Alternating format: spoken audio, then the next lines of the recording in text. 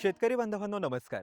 असं म्हटलं जातं की शेतीसोबत जर आपण एखादा पूरक जोड व्यवसाय केला तर त्यातून आपल्याला चांगला नफा मिळवता येतो. अर्थात एखादा व्यवसाय करायचा म्हटलं की आपली एक अशी समजूत असते की त्यासाठी आपल्याला जास्त जागा लागणार, त्यासाठी आपल्याला जास्त भांडवल खर्च करावा लागणार आणि सोबतच त्यासाठी आपल्याला अतिरिक्त वेळ द्यावा लागणार.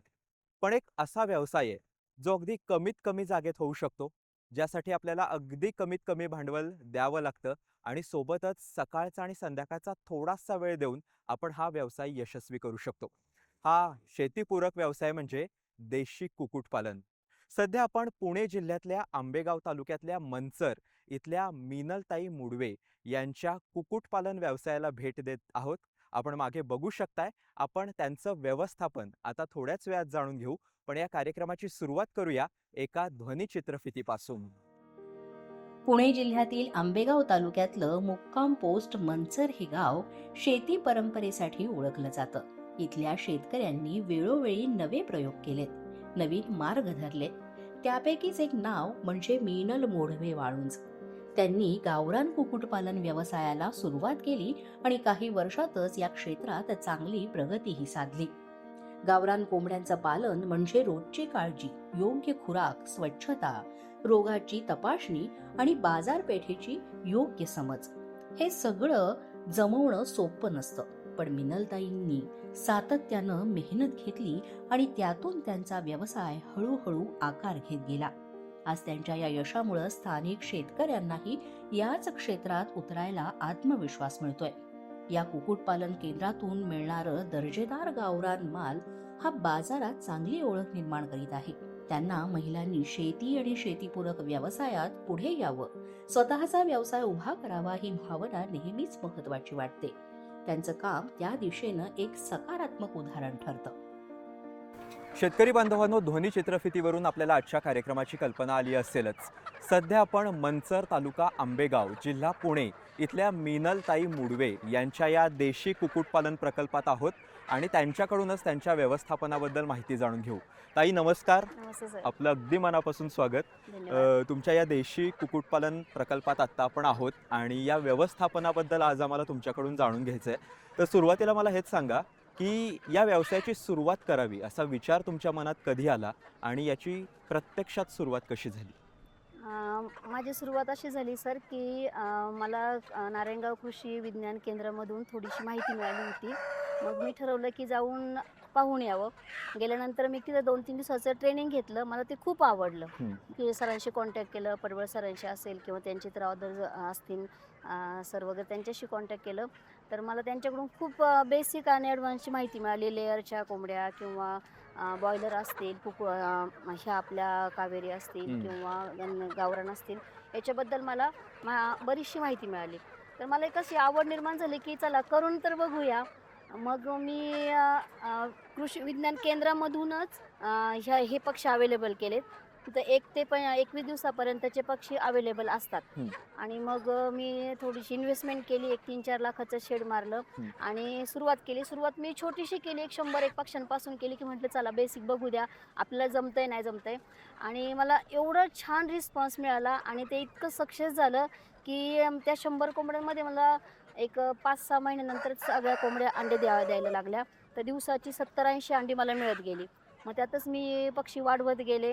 माझ्या आत्तापर्यंतची ही 4थी बॅच आहे. काही कटिंगला देतो आपण, काही अंड्यांच्या असेल त्या अंड्यांना ठेवतो.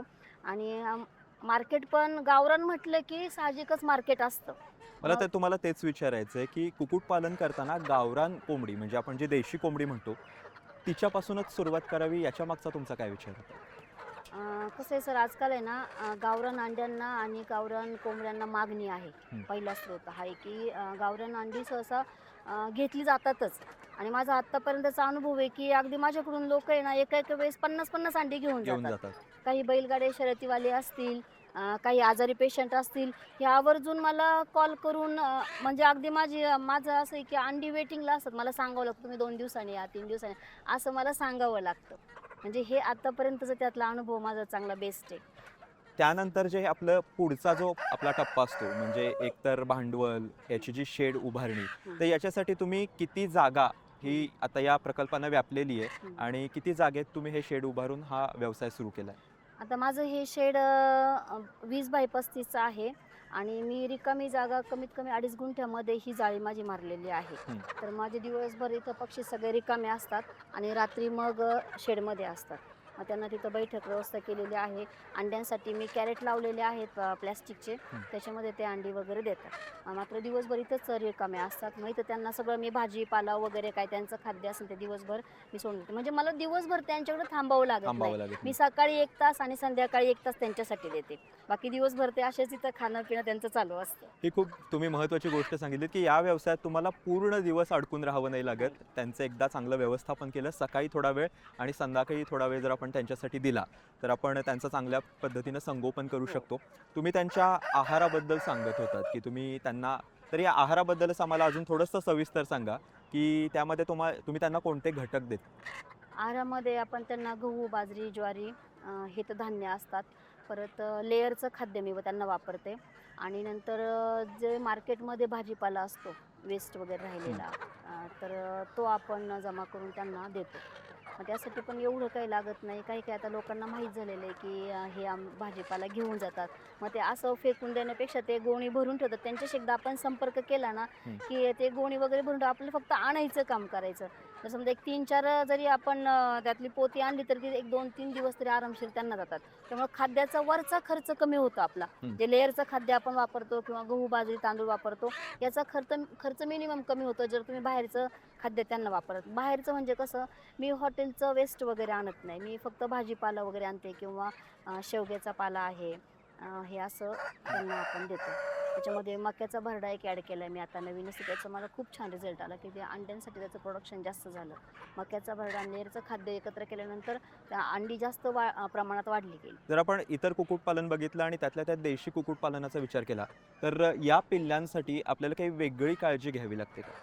नाही सर, आत्तापर्यंत तरी काही नाही. मला तर असं वाटतं की हे पक्षी स्ट्रॉंग आहेत. म्हणजे असं अगदी पावसाळा येतो किंवा आता थंडी आहे, उन्हाळ्यामध्ये थोडीशी काळजी घ्यावी लागते. उन्हाळ्यामध्ये थोडंसं पाण्याचं प्रमाण त्यांना किंवा बाहेरून हीट वगैरे येते, मग तेवढी काळजी घ्यावी लागते.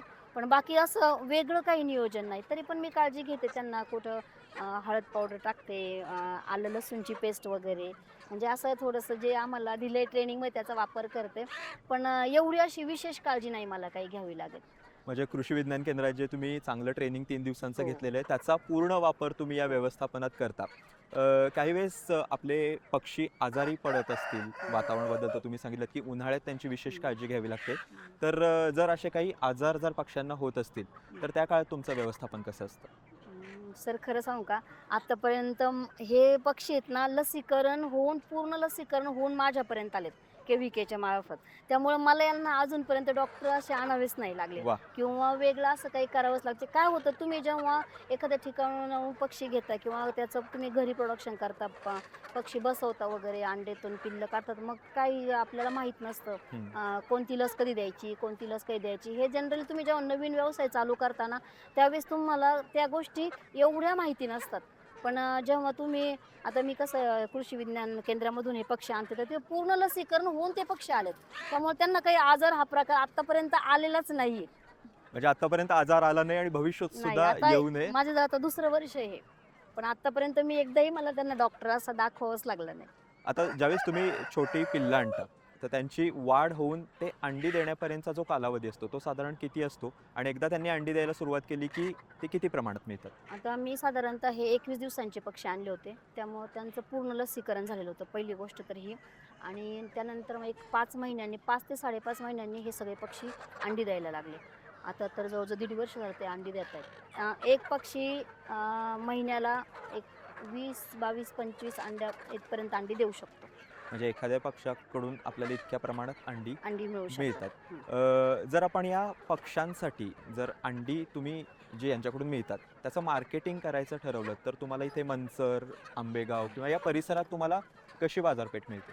गावरान म्हटल्यानंतर आहे ना, की लोकं आवर्जून नंबर घेतातच आणि कॉल करतात. असंच म्हणजे मी असं अजूनपर्यंत असं की ठराविक मार्केटिंग करायला गेलेच नाही. इथं प्रॉपर लोकं येऊन अंडी घेऊन जातात. म्हणजे लोक स्वतःहून इथे येतात हो. आणि ह्या ज्या देशी कोंबड्यांचा जो प्रकल्प आहे तो बघूनच ते अंडी घेऊन अंडी जातात. घेऊन जातात. हो. पण तुमचा हा जो कुक्कुटपालन व्यवसाय आहे, याच्या व्यतिरिक्त तुम्ही काय करता? याच्या व्यतिरिक्त मी महिला ट्रेनिंग घेते. आपण प्रत्येक ग्रामपंचायतींना वगैरे महिलांसाठी प्रोजेक्ट राबवतो किंवा NSDCचं पण मी काम करते. त्याच्या अंतर्गत आपण महिलांना प्रशिक्षण देतो. हे मी दिवसभर हे काम करते आणि सकाळी मी 8 वाजता येते. 8 ते 9 पर्यंत यांचं सगळं व्यवस्थित करून मी माझ्या जॉबला जाते.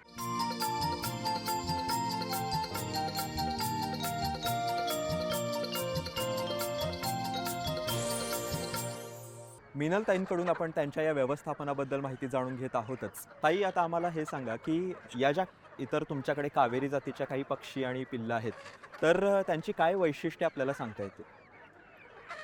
वैशिष्ट्य म्हटलं तर एकतर त्यांना आजाराचं प्रमाण कमी असतं आणि अंड्यांचं प्रमाण बऱ्यापैकी असतं. ते वर्षाला साधारणतः 180 पर्यंत अंडी देऊ शकतात. म्हणजे आतापर्यंत माझा तेवढा अनुभव आहे. म्हणजे अंडी पण त्यांच्याकडून चांगली मिळतात आणि हो. आजाराला पण या कोंबड्यांना तसा काही फारसा त्रास होत नाही. आणि मागणी पण खूप प्रमाणात आहे त्यांची. अंड्यांची मागणी पण आहे बऱ्यापैकी त्यांची. मग जर तुमच्याकडे अंड्यांची मागणी मोठ्या प्रमाणात होते, तर काही वेळेस यांच्या मांसाबद्दल सुद्धा तुमच्याकडे विचारणा होत असेल, तर याच्याबद्दल तुमचे पुढच्या काळात काय प्लॅन आहेत? मांसाबद्दल म्हटलं तर सर आता लोकं विचारतात की कोंबडी पाहिजे आम्हाला कापायला वगैरे. तर आता ह्या कोंबड्या जर अंडी देतात तर आपण त्या कापायला कशा द्यायच्या ना? त्यामुळं मी सहसा जे कोंबड्या असेल तर कोंबडे फक्त विकते. ह्या कोंबड्या आपण कापण्यासाठी देत नाही. पण भविष्यामध्ये आहे प्लॅनिंग की वाढून नंतर मांसासाठी पण कटिंगसाठी आपण याचा प्लॅन आहे पुढं. म्हणजे आता या प्रकल्पातल्या ज्या कोंबड्या आहेत त्या फक्त अंडी देण्यासाठी हो. आहेत, पण जर कोंबडे असतील तर त्याची तुम्ही विक्री करता. हो. पण त्यातून तुम्हाला कसा फायदा होऊ शकतो कोंबड्यांच्या विक्रीतून? कोंबड्यांच्या विक्रीमधून यांचं वजन चांगल्या प्रकारे वाढतं. त्यामुळं जर किलोवर गेलं तर हा कोंबडा कमीत कमी 1500 पर्यंत मी कोंबड्या विकल्या त्यांचे. म्हणजे जो कोंबडा आहे तर तो मी 1500 पर्यंत विकला. तुम्ही आता पाहत असाल तो कोंबडा आता कमीत कमी एक 2 किलोच्या पुढंच भरतोय. एक पाठीमागे एक 3-4 कोंबडे मी विकले ते 3-3, 3.5 किलो पर्यंत भरले. वा. त्याच्यामुळे यांना मागणी आहे बऱ्यापैकी. आता हा जर प्रकल्प बघितला तर तसा खूप मोठा आहे आणि तुमच्या इतर जबाबदाऱ्या आणि हे व्यवस्थापन या दोन्ही गोष्टी तुम्ही करता. तर यामध्ये तुमच्यासोबतच तुमच्या कुटुंबियांचं सहकार्य सुद्धा तुम्हाला नक्कीच मिळत असेल. हो. तर त्याबद्दल आम्हाला जाणून घ्यायला आवडेल. मला माझ्याबद्दल जर सांगायचं मला याच्यामध्ये तर माझी मुलगी अभिलाषा, तिचं बऱ्यापैकी सहकार्य असतं. अगदी खाद्य आणण्यापासून तर ते टाकण्यापर्यंत साफसफाई किंवा आता सकाळी वेळ कमी असतो मग अंडी जमा करणे किंवा मार्केटिंग. आता कोणाचे फोन आले मग तिथपर्यंत ते नेऊन पोहोचवणे गाडीवर वगैरे. तिची मला खूप साथ असते अशामध्ये. की बरं तिचं कॉलेज वगैरे बघून ती मला याच्यामध्ये मदत करते. ताई, जर तुमच्या दिवसभराच्या व्यवस्थापनाचा विचार केला तर एकूण त्यांच्या आहारापासून पाण्यापासून जे दिवसभरातलं व्यवस्थापन असतं ते कसं असतं आणि त्याच्यावर किती खर्च हा तुम्हाला रोजच्या रोज करावा लागतो? पाण्याचं म्हणाल तर आपण अशा प्रकारे पाण्याची भांडी लावलेली आहे आतमध्ये, शेडच्या आतमध्ये. आणि प्लॅस्टिकचे कॅरेट आपण अंड्यांसाठी लावलेले आहेत. आता म्हणतात की डबे वगैरे लावायचे असतात याचे. तर मला हे कॅरेट बेस्ट वाटलं आणि मग ते आता मी असे वर बांधलेले की जेणेकरून काही असं मुंगूस म्हणा किंवा साप म्हणा त्याच्यामध्ये जाऊन बसू नये म्हणून मी जमिनीपासून एक 2 फुटाच्या अंतरावर सगळे कॅरेट पूर्ण शेडमध्ये बांधलेले आहेत. त्याच्यामध्ये ते अंडी देतात. आणि पाण्याचं नियोजन आपण जसं पोल्ट्री फार्मला करू तसं आपलं केलेलं आहे. त्यासाठी असं ठराविक पाईपलाईन वगैरे केले नाही. आपलं नेहमीसारखं पाणी घ्यायचं आणि त्याच्यामध्ये ओतायचं, ते पुरतं त्यांना. 2 वेळ जर पाणी जरी ठेवलं तरी त्यात व्यवस्थित पुरतं, काही खराब नाही होत. टांगून असल्यामुळं ते व्यवस्थित राहतं. म्हणजे रोजच्या आहाराच्या आणि पाण्याच्या व्यवस्थापनासाठी आपल्याला वेगळा काही जास्त खर्च नाही. करावा लागत नाही. अगदी की आई तुम्ही पाईपलाईन केली आहे मग त्यातून ते ठराविक पाणी येतं.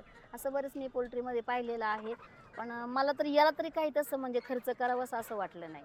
पण तुम्ही सांगितलं की उन्हाळ्याच्या दिवसांमध्ये त्यांची विशेष काळजी घ्यावी लागते. हो. तर त्या काळात तुमचं पाण्याचं नियोजन कसं असतं? उन्हाळ्याच्या वेळेस मी काय करते, हे माझं पत्र्याचं शेड आहे. मग याच्यावर आपण हे ऊसाचं पाचट वगैरे असतं हे टाकून ते पाण्याने पूर्ण 2 वेळा भिजवतो, त्यामुळे तो थंडावा राहतो. हं. आणि ही जी हिरवी नेट आहे याच्यावर पण मी दिवसभर नळीने पाणी मारत असते. दिवसातले 2-3 वेळा जरी मारलं किंवा हे आता हा खाली पूर्ण हे तापतं उन्हाने. मग याच्यावर पण आपण पाण्याचा जास्त इथं पाईपाने जरी पाणी मारलं तरी ह्याला भरपूर गारवा राहतो. त्यामुळे त्यांचं थोडंसं प्रमाण व्यवस्थित राहतं. म्हणजे पाईपच्या पाण्याचा पुरवठा सुद्धा हो. या प्रकल्पासाठी आपल्याला पुरेसा आहे असं चालतं. म्हणता येईल.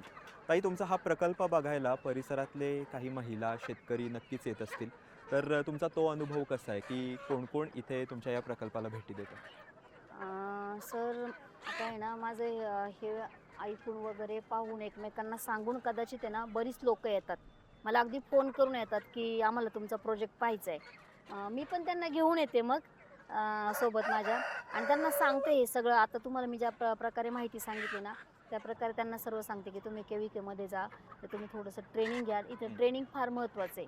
जे तुमचे लसीकरण असतात, काय असतं किंवा कसं तुमचं खाद्याचं नियोजन आहे वगैरे, हे तुम्हाला तिथं ट्रेनिंग घेतल्याशिवाय तुम्हाला कसा गुरु पाहिजेच. हो. त्याशिवाय ज्ञान नाहीच. कसं की तुम्ही जरी म्हटले की नाही मी करू शकतो, मी असं करू शकतो, मी तसं पण नाही. थोडंसं तुम्हाला मार्गदर्शन फार महत्त्वाचं असतं.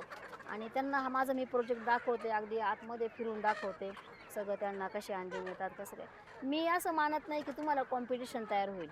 मी असं मानते की प्रत्येकाने आपलं व्यवसायात उतरावं आणि स्वतःचं कुठं नोकरी करण्यापेक्षा स्वतःचा व्यवसाय असेल तर माणूस नक्कीच पुढे जातो. क्या बात आहे! म्हणजे आपल्याला इतर कोणी प्रतिस्पर्धक तयार होतोय यापेक्षा आपण जर कोणाला काहीतरी आपल्याकडून देत असू, तर त्याचा फायदा इतर शेतकरी बांधवांना सुद्धा आणि नक्कीच होईल. तुम्हाला एक मानसिक समाधान पण असतं की चला मी सांगितल्यामुळे त्याने हे उभं केलंय. हां.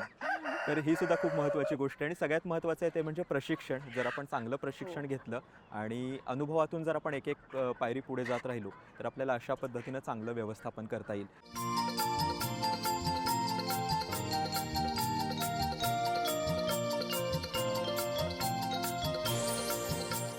ताई, आपल्या गप्पा सुरू राहतीलच, पण शेतकरी बांधवांनो आता वेळ झालेली आहे या कार्यक्रमात तज्ज्ञांचा सल्ला जाणून घ्यायची.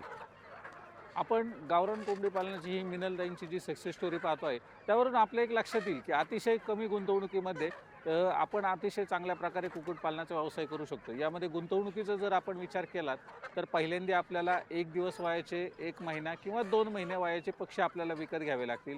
आज सर्वसाधारणपणे 1 दिवस वयाच्या पिल्लाची किंमत ही ₹25, 1 महिन्या वयाच्या पिल्लाची किंमत ही साधारण ₹70 ते ₹80 आणि 2 महिने वयाच्या पिल्लाची किंमत ₹160 ते ₹170 ह्याप्रमाणे आहे.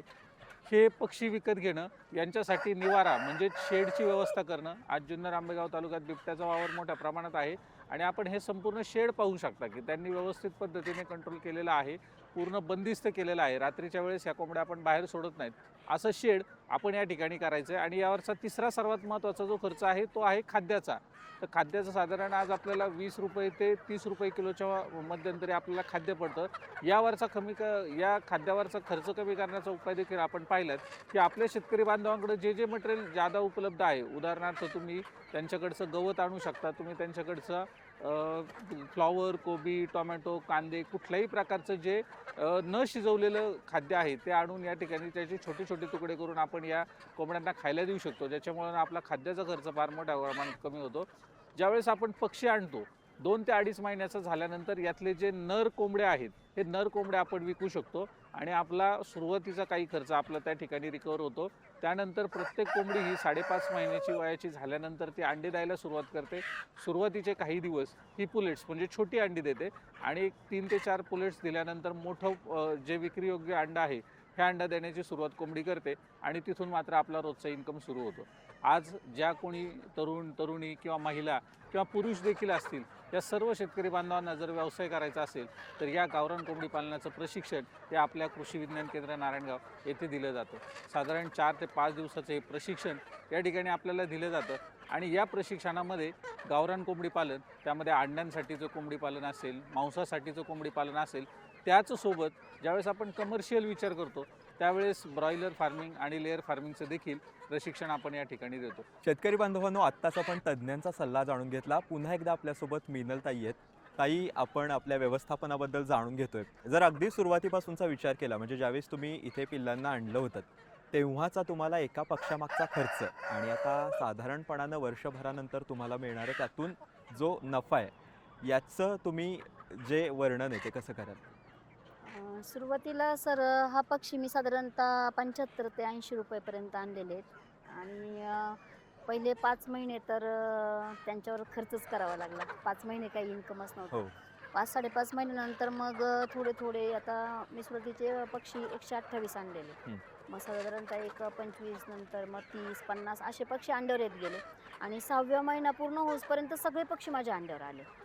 त्यानंतर मग जर समजा आता पाहिलं आपण तर साधारणतः एक कडधान्य आपण जे टाकतो गहू बाजरी किंवा फिनिशर झालं, लेअरचे खाद्य झालं तर हे 30-35 रुपये किलोने मिळतं. हं. पण आपण काय करतो मार्केटमधून थोडासा भाजीपाला आणतो. आता मी काय करते बाहेर सोडून देते, कुठे जात नाही त्या. मग जवळजवळ दिवसाचा माझा तो पण खर्च वाचतो. तुमचं जर समजा तुमच्याकडे शेती असेल, तुम्ही जर शेतामध्ये जर हे उभारलं, मोठं कंपाऊंड घातलं तर तुमचा खाद्यावरचा खर्च बराचसा कमी होतो. वेस्टेज भाजीपाला असेल, कुठं तुमचा शेवग्याचा पाला असेल, ह्या कोंबड्या काहीही खातात. अगदी काटेरी वनस्पतीसुद्धा हे खातात. आणि गवतसुद्धा मला साईडचं काढावं लागत नाही, हे खातात. ते बाहेर जर सोडलं नाही सगळं गवत पण फस्त करतात. मग ही जातच अशी आहे की याला खाण्याचं असं काही हे नाही की तुम्हाला हेच पाहिजे तेच पाहिजे असं काही नाही. खाद्यावरचा खर्च बराचसा माझा त्याच्यामुळं पण कमी होतो. मग तसं बघितलं तर सुरुवातीला पक्ष्यांवर आपला होणारा खर्च, नंतर जी आपण शेड उभारणी करतो त्याच्यावरचा खर्च आणि त्याच्यानंतर कुठले फारसे खर्च या कोंबड्यांवर करावे लागत नाहीत. पण ज्यावेळेस आपल्याला यांच्याकडून अंडी मिळतात किंवा काही वेळेस मांसासाठी विचारणा होते, तर त्या काळात मिळणारा जो नफा आहे तो त्याच्याकडे तुम्ही कसं बघता? आता ह्या 100 कोंबड्या मला समजा आपण जरी पकडल्या तरी मंथली एक 15 ते 20,000 रुपये आपल्याला त्याच्यापासून नफा आहे. सगळं खाद्याचा खर्च वगळता तुमचं कष्ट झालं, सगळं काही आता त्यांचं औषध तर नाही लागत, पण तरी आपण जरी पकडलं तरी पण ना एक 15-20,000 रुपये तुम्हाला आरामशीर राहतात. सकाळी 1-2 तास द्या, संध्याकाळी 1-2 तास द्या, आठवड्यातले 1 दिवस पूर्ण सफाई करा. अगदी तुम्हाला म्हणजे नोकरीच आहे दुसरी म्हटलं तरी चालेल. म्हणजे अगदी जाता जाता दिवसभरात थोडासा वेळ देऊन सुद्धा आपण हा व्यवसाय यशस्वी करू शकतो. फक्त सुरुवातीला आपल्याला 5.5 महिने यातून काही मिळत नाही. आपल्याला थोडासा खर्च करावा लागतो, पण त्यातून अगदी कमी खर्चात थोडासा वेळ देऊन आपण हा व्यवसाय नक्कीच करू शकतो. पण अनेक शेतकरी बांधव, काही महिला आहेत की शेतीसोबतच काहीतरी असा वेगळा व्यवसाय करायचा विचार करत असतील, तर त्यांना तुम्ही काय संदेश द्याल की कसं व्यवस्थापन जर त्यांनी केलं तर त्यासुद्धा असा देशी कुक्कुटपालनाचा जो व्यवसाय आहे तो यशस्वी करू शकतो? मी महिलांना आणि शेतकरी वर्गाला हेच सांगेल की गावरान कुक्कुटपालन किंवा देशी कुक्कुटपालन हे सर्वात बेस्ट कुक्कुटपालन आहे. तुम्हाला शेतीपूरक हा व्यवसाय खूप छान आहे. महिलांची फक्त तयारी पाहिजे की काय होतं कोंबडी म्हटलं की जरा महिलांचं थोडंसा हे असतं की बाबा चला ते खराब आहे, मग त्याची स्वच्छता करायची कसं साफसफाई. पण तुम्ही जर ती मानसिकता जर ठेवली तर याच्यासारखा दुसरा व्यवसाय नाही. म्हणजे आपण मानसिकता ठेवायला पाहिजे. थोडीशी कष्टाची जर आपली तयारी असेल तर आपण याच्यामध्ये सर कष्ट काहीच नाहीये. फक्त कसं होतं की आता हे कोंबडीची विष्ठा असते किंवा साफसफाई जर नाही घेतली तर त्याचं काही वास असतो, तर ते तुमचे सहन करण्याची तुमची मानसिकता पाहिजे. तर मग तुमचं उत्पन्न कुठेच नाही गेलं.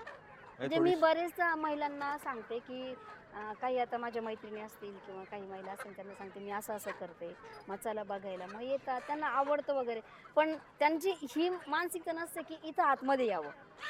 मग ही मानसिकता जर तुम्ही जर सोडली की बाबा चला हे आपलं साफसफाई आपलं करणं काम आहे, यांच्यामध्ये आपण बसलं पाहिजे, त्यांना पकडता पण आलं पाहिजे, त्यांना जवळ घेता आलं पाहिजे, एवढी तुमची ती तयारी पाहिजे. आता समजा ही कोंबडी आहे की मला ही पकडली पाहिजे, हिला काय झालंय काय नाही हे बघता आलं पाहिजे. म्हणजे हे जर तुम्ही जर असं ती जर एक तुम्ही तयारी म्हणजे ठेवली आपलेपणाने जर आपण पक्ष्यांना वागणूक दिली तर आपल्याला असं छानसं व्यवस्थापन हो. करता येऊ शकतं. आणि मला वाटतं की हीच गोष्ट खूप महत्त्वाची आहे. देशी कुक्कुटपालन या व्यवसायाचा जर आपण विचार केला तर सुरुवातीच्या काळात आपल्याला थोडासा खर्च करावा लागतो. सुरुवातीचे 5 ते 6 महिने आपल्याला हा खर्च करावा लागतो, पण त्यानंतर आपल्याला जे अंड्यांचं उत्पादन मिळतं ते खूप कमालीचं असतं. आणि सोबतच ताईंनी सांगितलं तसं फारसा आपल्याला वेळ नाही द्यावा लागत. आपण आपल्या इतर कामांसोबत, आपल्या नोकरीसोबत किंवा आपल्या शेतीसोबत सुद्धा आपण देशी कुक्कुटपालन व्यवसायाला नक्की नक्कीच सुरुवात करू शकतो. आणि ताईंचं व्यवस्थापन आपण जाणून घेतलं की पक्ष्यांच्या अंड्यांपासून त्याची विक्री कशी होते आणि त्यातून आपण महिन्याकाठी कसा नफा मिळवू शकतो. ताई, तुम्ही खरंच खूप छान व्यवसाय हा सांभाळताय. तुमच्या पुढच्या सगळ्याच वाटचालीला शुभेच्छा देतो. आज तुम्ही मोलाचा वेळ दिलात आणि महिलांसाठी, शेतकरी बांधवांसाठी खूप महत्त्वाची माहिती दिलीत. त्याबद्दल आपले मनापासून आभार. धन्यवाद.